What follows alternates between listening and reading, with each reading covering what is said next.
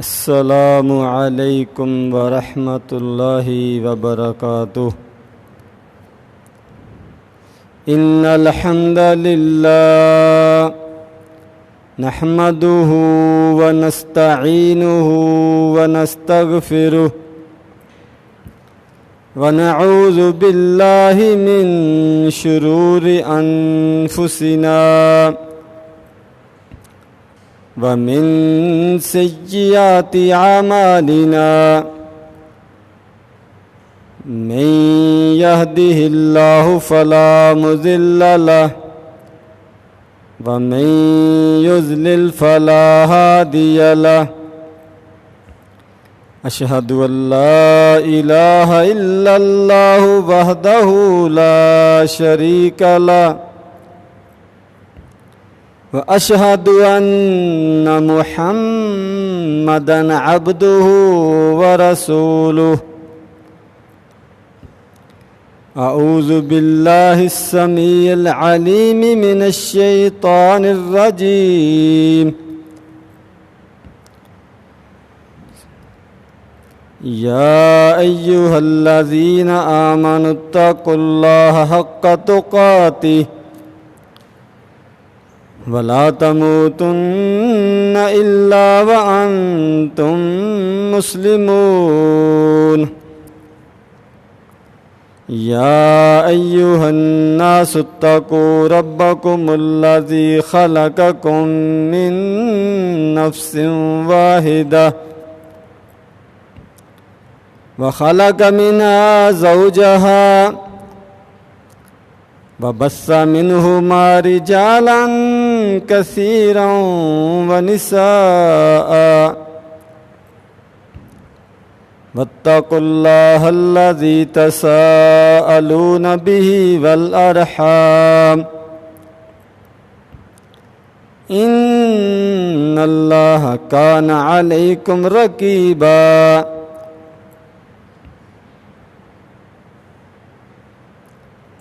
يا أيها الذين آمنوا اتقوا الله وقولوا قولا سديدا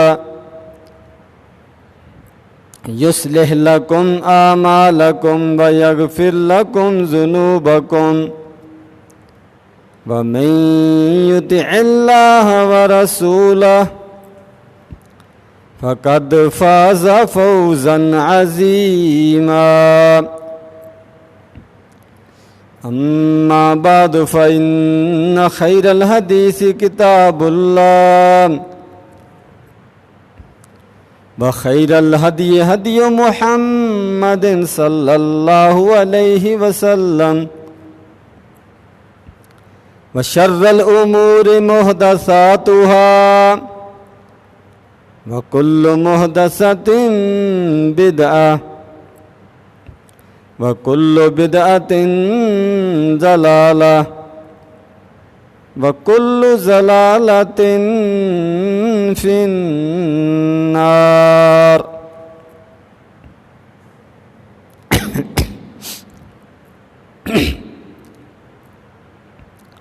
ہر قسم کی حمد و ثنا، عظمت، کبریائی، بڑائی کے کلمات اللہ رب العالمین کے لیے،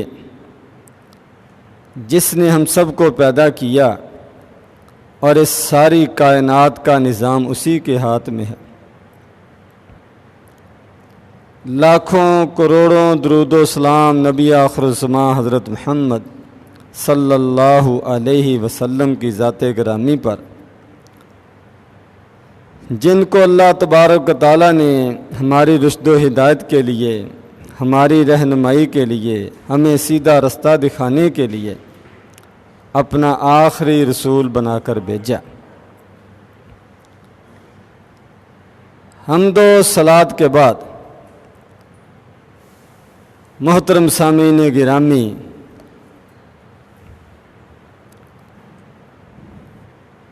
اسلام کے چمکتے ستارے اور روشن ہیرے صحابہ اکرام میں سے ایک بہت بڑی شخصیت سیدنا عمر بن خطاب رضی اللہ تعالی عنہ کی ہے۔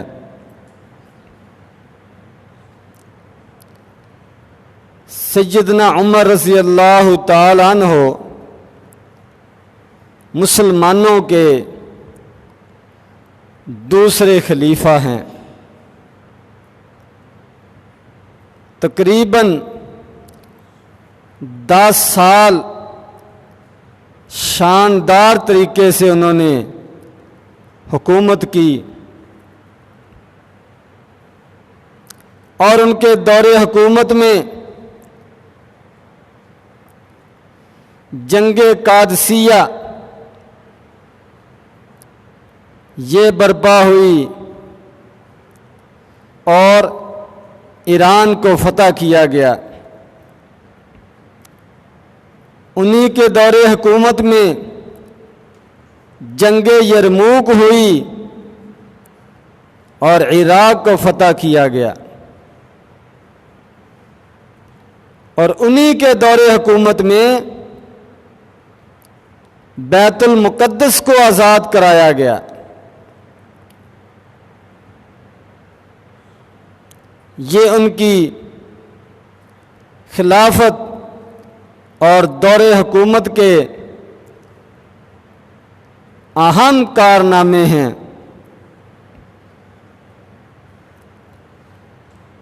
تو سیدنا عمر رضی اللہ تعالی عنہ ان کے بڑے فضائل و مناقب ہیں۔ بخاری و مسلم کی روایت ہے، نبی کریم صلی اللہ علیہ وسلم نے خواب دیکھا کہ آپ کے ساتھیوں نے، صحابہ اکرام نے قمیضیں پہن رکھی ہیں، اور سب سے لمبی قمیض سیدنا عمر رضی اللہ تعالی عنہ نے پہنی ہوئی ہے۔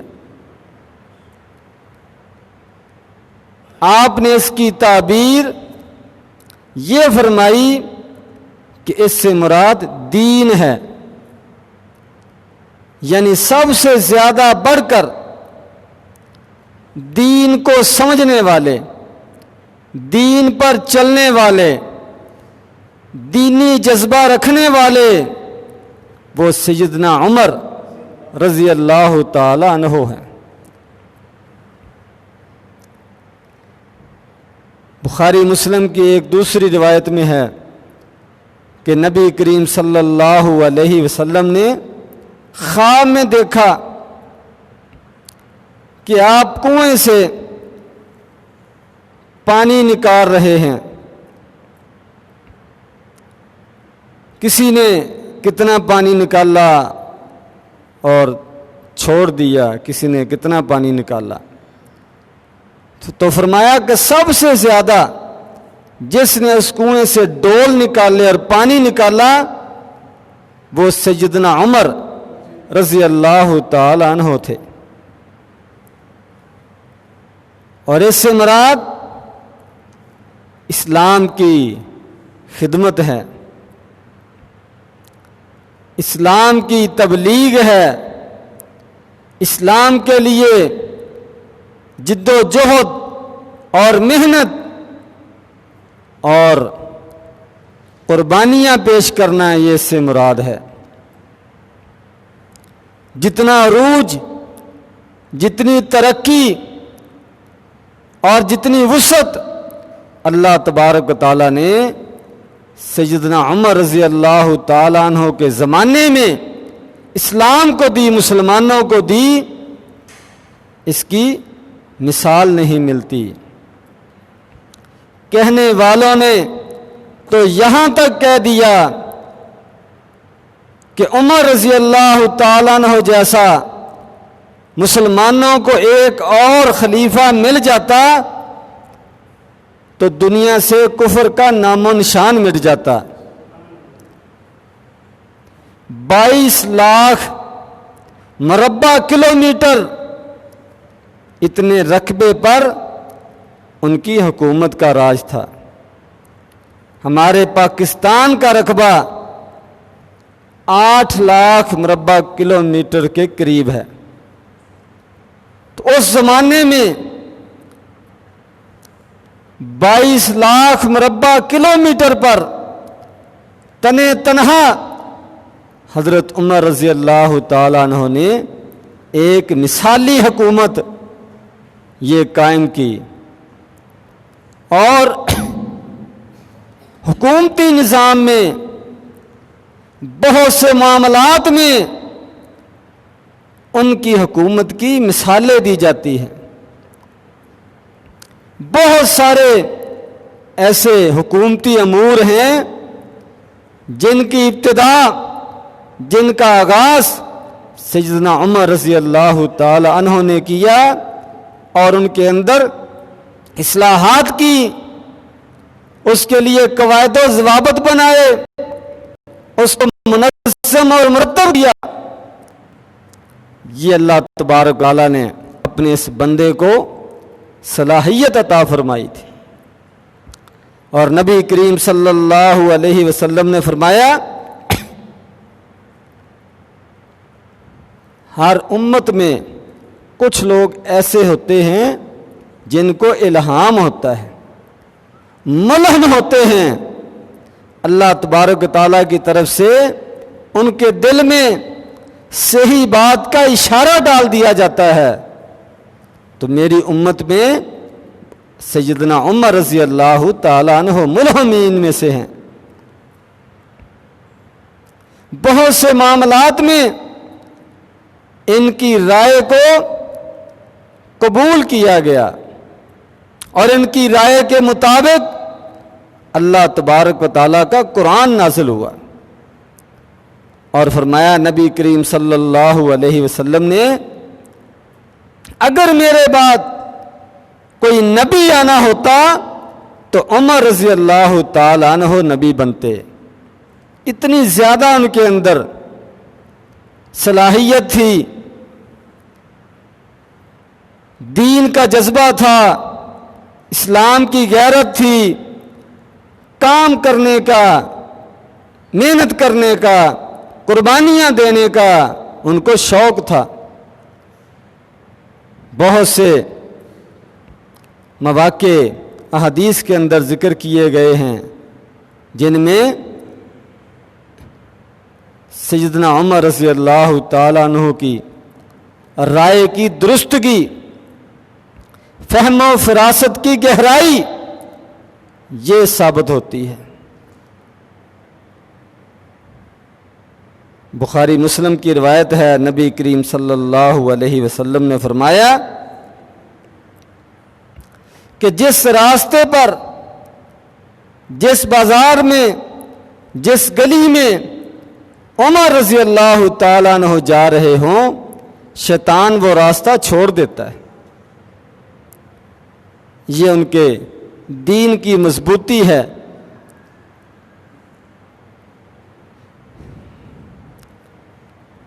مقام ابراہیم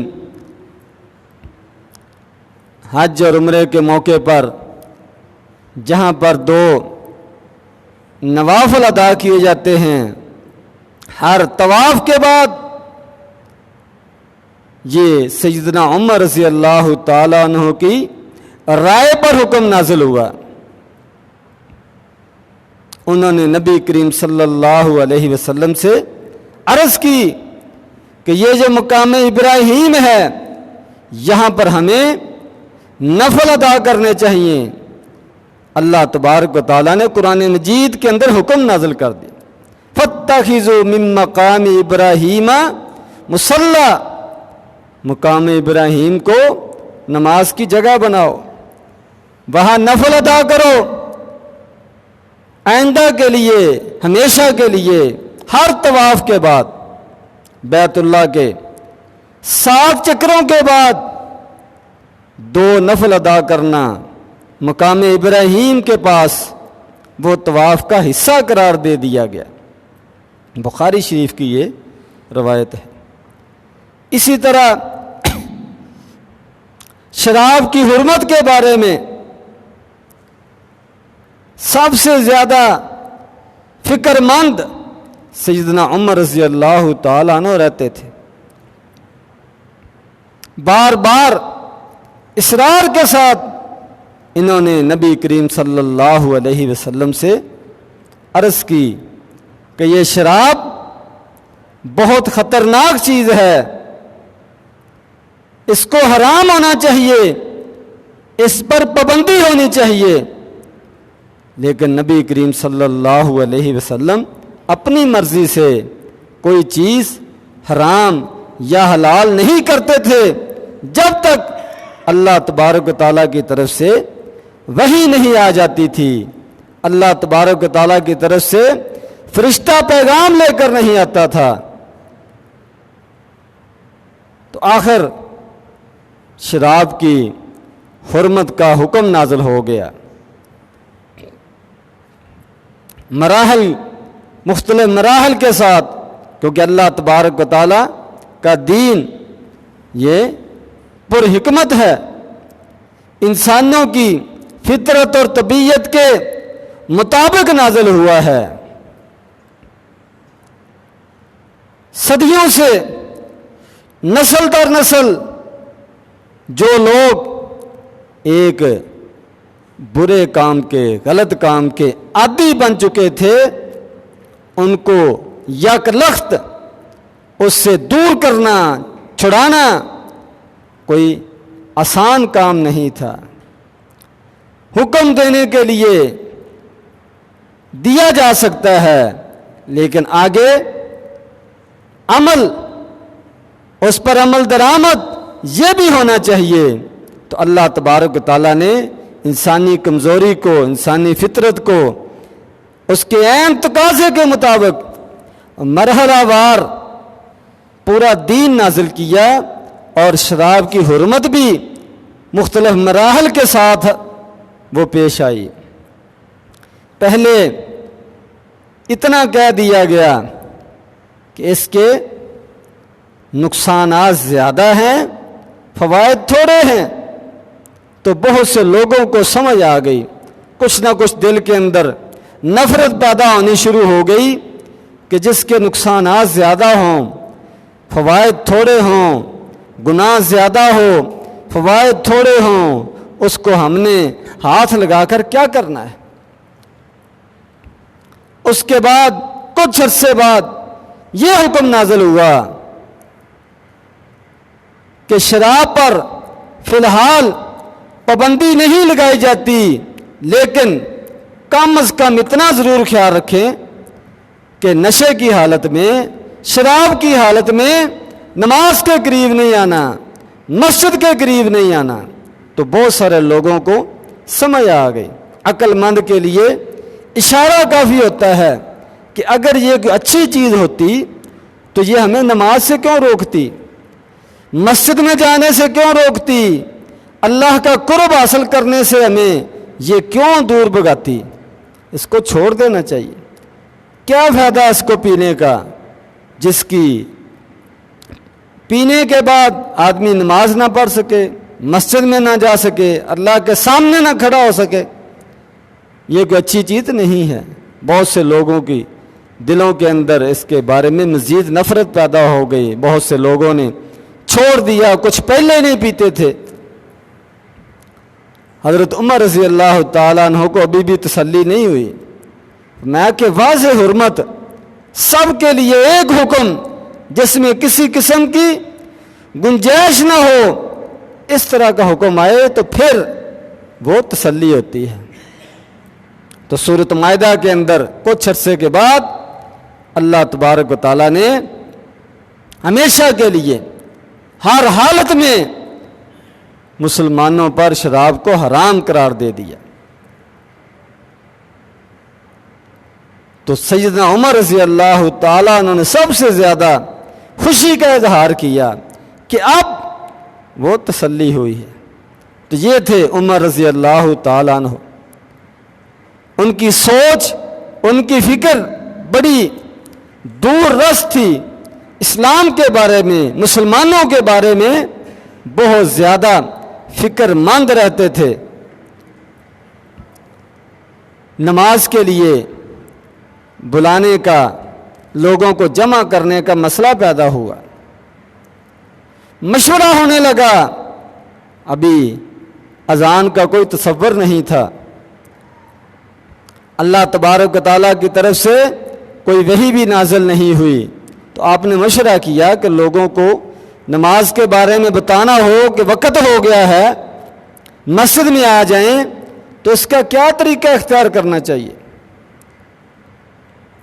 کسی نے کوئی رائے دی، کسی نے کوئی رائے دی، کسی نے کہا آگ جلا دیا کریں۔ آپ نے فرمایا یہ مجوسیوں کا طریقہ ہے، ہم ان کی نقل نہیں کریں گے، کافروں کے پیچھے ہم نہیں چلیں گے۔ کسی نے کہا گھنٹی بجا دیا کریں، فرمایا یہ عیسائیوں کا طریقہ ہے، ہم ان کی نقل نہیں کریں گے۔ کوئی فیصلہ نہ ہو سکا، مجلس برخاست ہو گئی، سب اپنے اپنے گھروں کو چلے گئے۔ تو سیدنا عمر رضی اللہ تعالیٰ عنہ اور ایک دوسرے صحابی عبداللہ بن عبد ربی ہی، ان دونوں کو خواب آیا۔ خواب کے اندر ایک آدمی، اس نے ایک باجا پکڑا ہوا ہے، انہوں نے اپنے اپنے خواب کے اندر اس سے کہا کہ یہ ہمیں بیچ دو۔ دونوں کو ایک ہی خواب آیا، تو اس نے کہا کیا کرنا ہے؟ انہوں نے کہا ہم نے اس سے آواز نکال کر لوگوں کو بتایا کرنا ہے کہ نماز کا ٹائم ہو گیا ہے۔ تو وہ فرشتہ تھا اللہ تبارک و تعالیٰ کی طرف سے بھیجا گیا خواب کے اندر، اس نے کہا اس سے بہتر چیز نہ بتاؤں، تو اس نے خواب کے اندر پوری اذان سکھا دی۔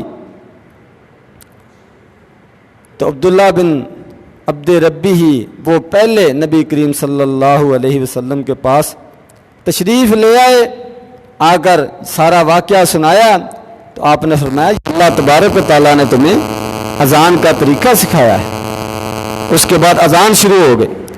جب اذان ہوئی تو سیدنا عمر رضی اللہ تعالیٰ نے بھاگے بھاگے آئے کہ مجھے بھی یہی خواب ہے، یعنی جس کو جتنی زیادہ فکر تھی اسی کو خواب آیا۔ تو عمر رضی اللہ تعالیٰ عنہ کو یہ اذان کا خواب آیا تھا۔ تو یہ تھی ان کی اسلام کے بارے میں، نماز کے بارے میں، مسلمانوں کے بارے میں فکر مندی کی انتہا۔ بخاری شریف کے اندر یہ روایت موجود ہے، پردے کے مسئلے میں سیدنا عمر رضی اللہ تعالیٰ عنہ بہت زیادہ فکر مند رہتے تھے۔ فرمایا کم از کم اور نہیں تو ازواج مطہرات نبی کریم صلی اللہ علیہ وسلم کی بیویاں یہ تو پردہ کریں، کیونکہ آپ سے مختلف لوگ ملنے آتے ہیں، ضروری نہیں ہے کہ ہر آدمی نیک ہی ہو، ہر قسم کے لوگ ملنے آتے ہیں، تو آپ کی ازواج کو پردہ کرنا چاہیے۔ تو اللہ تبارک و تعالیٰ نے پردے کا حکم سورۃ احزاب کے اندر نبی کریم صلی اللہ علیہ وسلم کی ازواج مطہرات کے لیے بھی نازل کیا، آپ کی بیٹیوں کے لیے بھی نازل کیا، اور سب مسلمان عورتوں کے لیے نازل کیا۔ تو یہ تھے حضرت عمر رضی اللہ تعالیٰ عنہ کا روشن دماغ کہ کس طرح وہ سوچتے ہیں، فکر میں رہتے ہیں کہ کون سا کام یہ ضروری ہے اور کون سا کام غلط ہے، خطرناک ہے۔ تو جو ان کی سوچ ہوتی ہے وہی اللہ تبارک و تعالیٰ کی طرف سے وحی کی شکل میں حکم نازل ہو جاتا ہے۔ جنگ بدر کے موقع پر اللہ تبارک و تعالیٰ نے مسلمانوں کو فتح عطا فرمائی۔ ٹائم دیکھنا کیا ڈیڑھ ہو گیا۔ اللہ تبارک و تعالیٰ نے مسلمانوں کو فتح عطا فرمائی تو 70 آدمی قیدی بنا لیے گئے۔ قیدیوں کے بارے میں مشورہ ہوا کہ ان کا کیا کرنا چاہیے۔ کسی نے کوئی مشورہ دیا، کسی نے کوئی مشورہ دیا، اللہ تبارک و تعالیٰ کی طرف سے ابھی کوئی فیصلہ نہیں آیا تھا۔ اس مشورے کے مطابق فدیہ دے کر، فدیہ وصول کر کے ان کو چھوڑنے کا فیصلہ کیا گیا، لیکن عمر رضی اللہ تعالیٰ عنہ کا مشورہ یہ تھا، ان کی رائے یہ تھی کہ یہ نہایت خطرناک لوگ ہیں، ان کو قتل کر دینا چاہیے، ان کو چھوڑنا مناسب نہیں ہے۔ جب فیصلے پر عمل درآمد ہو گیا تو اللہ تبارک و تعالیٰ کی طرف سے حکم نازل ہوا کہ تم نے فدیہ لے کر ان کافروں کو جو چھوڑا ہے یہ غلط ہے، ان کو قتل کرنے کا تمہیں فیصلہ کرنا چاہیے تھا، لیکن چونکہ اللہ تبارک و تعالیٰ نے ابھی کوئی حکم نازل نہیں کیا تھا اس لیے تمہیں معاف کیا جاتا ہے۔ تو نبی کریم صلی اللہ علیہ وسلم ابوبکر صدیق رضی اللہ تعالیٰ عنہ رونے لگ گئے کہ ہم سے غلطی ہو گئی، اور فرمایا کہ اللہ تبارک و تعالیٰ کا عذاب آنے لگا تھا ہم پر کہ تم نے کیوں چھوڑا ان کو۔ اگر اس عذاب سے وہ تو اللہ کی رحمت ہوئی کہ وہ ٹل گیا، اللہ تبارک و نازل نہیں کیا کیونکہ اللہ کا حکم نہیں آیا تھا کسی فیصلے کے بارے میں۔ فرمایا کہ اگر وہ عذاب آ جاتا تو اس میں سے صرف عمر رضی اللہ تعالیٰ عنہ بچتے، باقی سب اس کے اندر گرفتار ہو جاتے۔ یہ تھا حضرت عمر رضی اللہ تعالیٰ عنہ کا دل و دماغ اور ذہن، جو اسلام کے لیے تڑپتا تھا، اسلام کے لیے سوچتا تھا۔ اللہ تبارک و تعالیٰ ہمیں صحابہ کرام کی سیرت کو پڑھنے کی، اپنانے کی توفیق عطا فرمائے۔ وآخر دعوانا ان الحمد للہ رب العالمین۔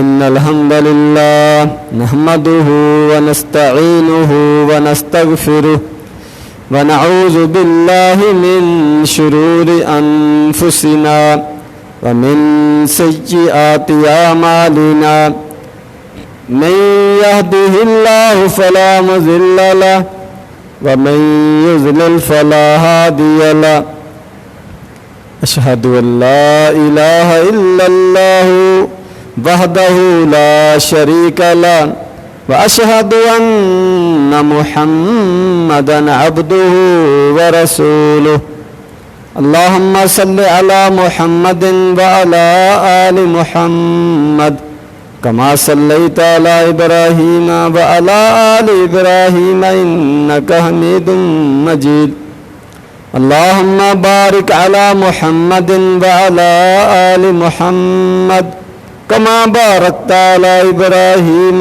وعلى آل إبراهيم إنك حميد مجيد، سبحان ربك رب العزة عما يصفون وسلام على المرسلين والحمد لله رب العالمين۔